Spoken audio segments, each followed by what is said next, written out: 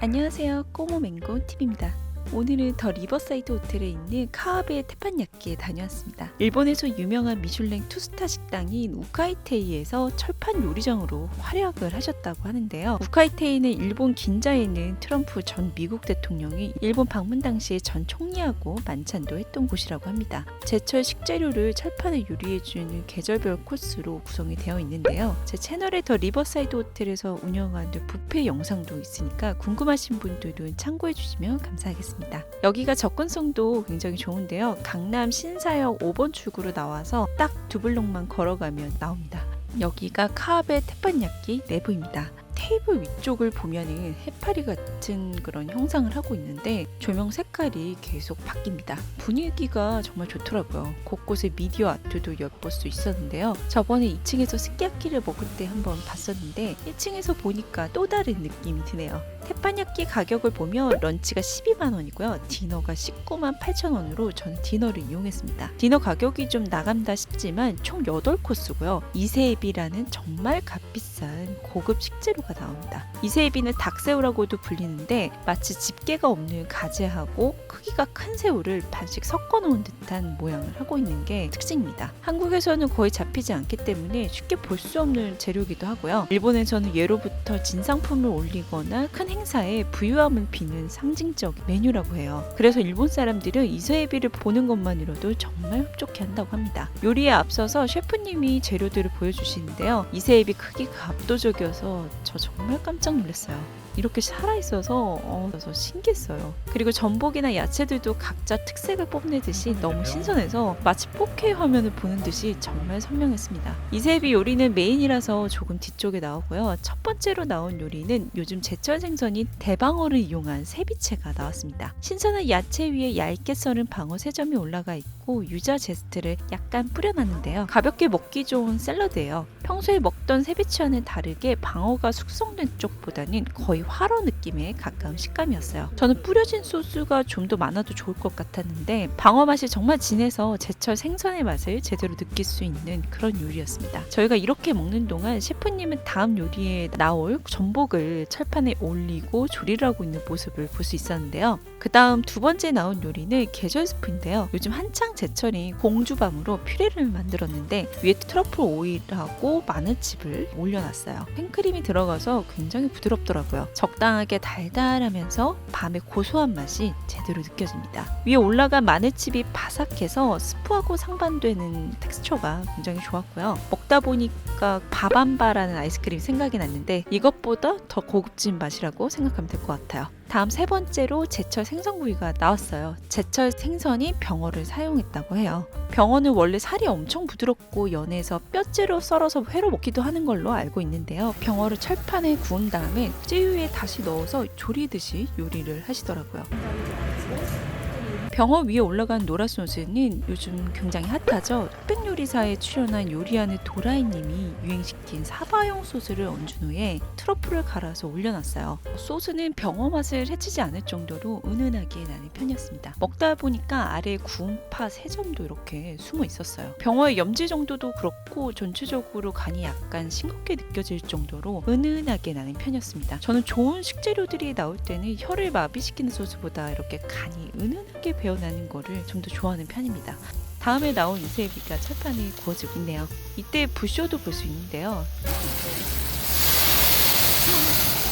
아메리칸 비스크 소스랑 같이 나왔어요. 이세에비는 익은 듯 덜 익은 듯 구워져서 탱글함이 정말 잘 살아있었습니다. 맛이나 식감 모두 랍스터랑 비슷한 느낌인데요. 이세에비가 좀 더 부드럽고 더 녹진한 맛은 있는 것 같고 각각류만의 맛이 더 진하게 나는 것 같습니다. 정말 맛있긴 한데요. 좀 먹어본 익숙한 맛이랄까요? 이세에비는 그 가치에 중점을 두고 먹으면 더 의미 있는 요리인 것 같습니다. 같이 나온 아메리칸 비스크 소스는 새우하고 랍스터를 넣고 끓인 소스인데요. 고소하면서 감칠맛이 잘 나는 편이고 단맛도 좀 나는 편이었어요. 이세에비랑 같이 먹으니까 그 감칠맛이 더 폭발하더라고요. 옆에 초록색 채소 같은 거는 오크라라고 아열대 채소인데 약간 사람 손가락 같이 생긴 것 같아요. 여기는 세로로 잘랐지만 오크라를 가로로 반을 자르면 별 모양으로 보이는데요. 개인적으로 되게 이쁜 채소인 것 같아요. 반으로 자른 오크라를 살짝 전분가루를 묻혀서 구워냈습니다. 식감이 구웠는데도 굉장히 아삭하고 향은 특별히 있지는 않았어요. 마지막으로 레몬즙을 뿌리시는데 칼을 이용해서 이렇게 짜내는 포지션이 좀 독특해 보였어요. 5번째는 활대전복 찜이 나왔어요. 다시마를 깐 전복 위에 다시마로 다시 덮고 그 위에 소금으로 덮어서 약한 불에서 은근하게 쪄냈는데요. 이때 미니 부쇼도 잠깐 볼 수 있었어요. 전복은 지금까지 제가 봤던 전복 중에 가장 컸던 것 같아요. 씨알이 엄청 크고 철판에 구워지기 전에도 전복이 살아있었는데요. 정말 싱싱하더라고요. 전복은 칼집을 내고 위에는 연어알을 얹고 전복 아래는 해초의 일종인 돌가사리를 깔아놨어요. 옆에 초록색 잎은 시금치 잎으로 은근한 불에 구워냈고요. 전복 내장까지 구워서 내어주셨습니다. 소스는 2가지로 초록색 소스는 달팽이 요리에 많이 사용하는 부르기뇽 소스고 진한 갈색 소스는 양송이만 구워서 만들어낸 소스라고 해요. 어떻게 양송이만 구워서 이런 소스가 나오지? 굉장히 신기하면서 먹었는데 왜 양송이를 구우면 단맛이 나잖아요. 그런 단맛의 엑기스 같다고 할까요? 같이 간 일행은 이 양송이 소스가 전복하고 잘 어울린다고 좋아했는데 저는 부르기뇽 소스가 오일리해서 오히려 지방질이 없는 그 전복하고 먹으니까 더 잘 어울리더라고요. 이런 데서도 확연하게 취향 차이가 느껴지네요. 전복 식감은 전복이 갖고 있는 쫄깃한 식감을 적당하게 잘 살려낸 것 같아요. 다음은 철판 요리의 메인이라고 할 수 있죠. 고기는 한우 투뿔로 채끝 등심 스테이크나 채끝 등심 스키야키 중 하나를 선택할 수 있는데요. 저는 일행하고 각각 하나씩 다른 걸 주문해봤습니다. 스테이크를 구우면서 화려한 불꽃쇼를 보여주셨어요. 실제로 보면 정말 멋있어요. 고기를 굽기 전에 굽기 정도를 물어보셔서 저는 미디움으로 선택을 했는데요. 스테이크하고 같이 나오는 가니쉬들도 철판에 정성스럽게 구워서 벚꽃이 그려지는 접시에 나왔습니다. 고기는 육즙이 정말 풍부하고 이분하게 잘 구워졌더라고요. 등심보다는 부드럽고 안심보다는 식감이 좀 있어서 절묘했어요. 무엇보다 고소한 육즙이 정말 미쳤더라고요. 저는 옆에 구워진 가니쉬들도 고기만큼이나 맛있게 먹었는데요. 정말 컸던 아스파라거스, 저도 이 아스파라거스 익힘 정도를 중요하게 생각하는데요. 아삭함이 살아있는 게 익힘 정도가 너무 좋았습니다. 노릇하게 구워진 정말 컸던 마늘, 이게 해남에서만 재배되는 전국에서 가장 큰 코끼리 마늘이라고 해요. 옛날에 장아찌로 먹어본 적이 있는데 일반 마늘하고 비슷한데 향이 좀 더 순하고 단맛이 더 많이 납니다. 마늘이 워낙 커서 반으로 자른 건데도 양이 정말 많더라고요. 거기에 과자처럼 바삭하게 구워낸 마늘칩까지 너무 잘 먹었습니다. 그리고 일행이 주문한 스키야키인데요. 국물 요리로 나오는 줄 알았는데 쯔유에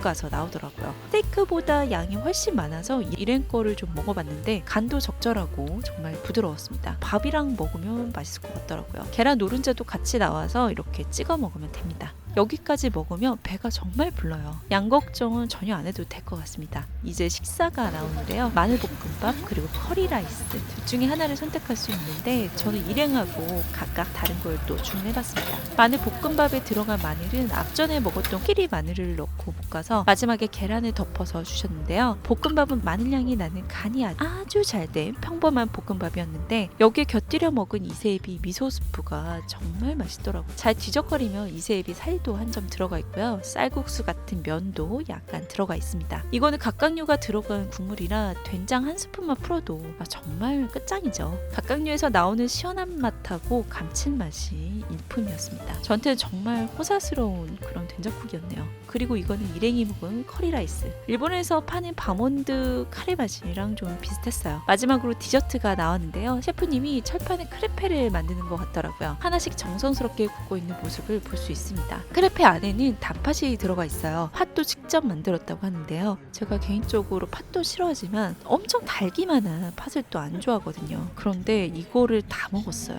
팥이 정말 구수하고 적당하게 달아서 좋았습니다. 옆에는 직접 만든 아이스크림이라는데 위에 피스타치오 가루를 뿌려서 나왔습니다. 미각이나 수각, 청각까지 다 만족스러웠던 카와베 테판야끼. 우리나라에서 이렇게 고급진 테판야끼를 먹을 수 있는 곳이 몇 안 되는데 귀한 식재료인 이세비까지 나온다니까 정말 놀라웠어요. 코스를 이용할 때 서빙 속도가 중간에 텀이 너무 길어지면 지루해지는데 텀도 적당해서 너무 좋았습니다. 그리고 테판야끼 하는 다른 식당에 비해서 저렴한 편이고 코스 구성이 확실히 알찬 편이라는 게 느껴졌어요. 분위기도 5성급 호텔에 뒤지지 않을 만큼 좋아서 꼭 가서 경험해봐야 하는 곳이죠. 좋아하시지 않을까 싶습니다. 다음에도 재밌는 영상 또 가져올 테니까 구독과 좋아요도 눌러주시면 감사하겠습니다. 그럼 안녕!